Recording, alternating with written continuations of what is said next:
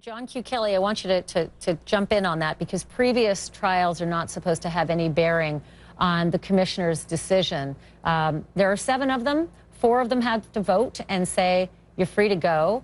That means 4 of them have to go against maybe what they might feel in their gut, knowing the baggage that O.J. Simpson brings with him into that hearing room. John Q. Kelly, do you think they will vote with their gut, or do you think they will go strictly with math and whether he hits every one of those 11 points that he needs to hit as a good and model prisoner? I'm highly partial, but I'm thinking they'll go with their gut.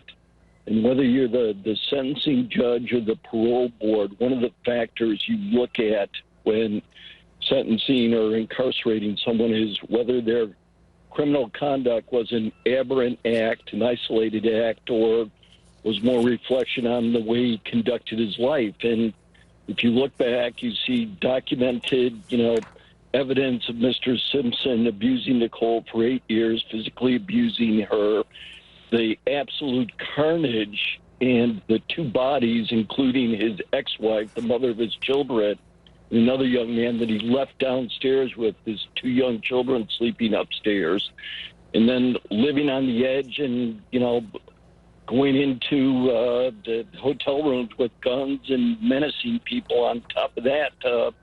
That should all be considered, and he should be kept in. As far as I'm concerned, the time he got out between the acquittal on the criminal case and the time he was locked up in Vegas was free time that he never deserved, and he should never see the light of day again, as I said.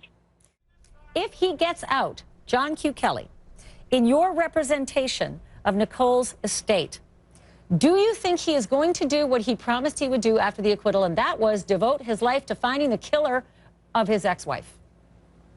Not a chance, and he won't spend a minute of whatever life he has left doing something like that.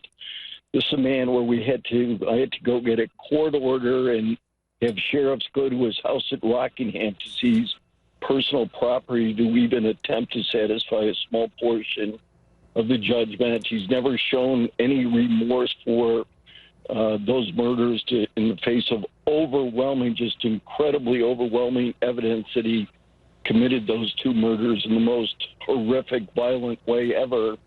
And for the parole board to not look at whether he poses a threat to society upon his release would be just a sham. As I said, I can't imagine the parole board, without giving any reason whatsoever, would just not give a resounding definitive no, because he should never be out of prison, and he doesn't deserve to breathe fresh air for the way he's led his life and his lack of remorse. And the last I feel like, real quick, it doesn't matter if you're a model prisoner. It's pretty easy to be straight and narrow when you're locked up in a cell, and there are not too many temptations, and it's totally self-serving to conduct yourself that way.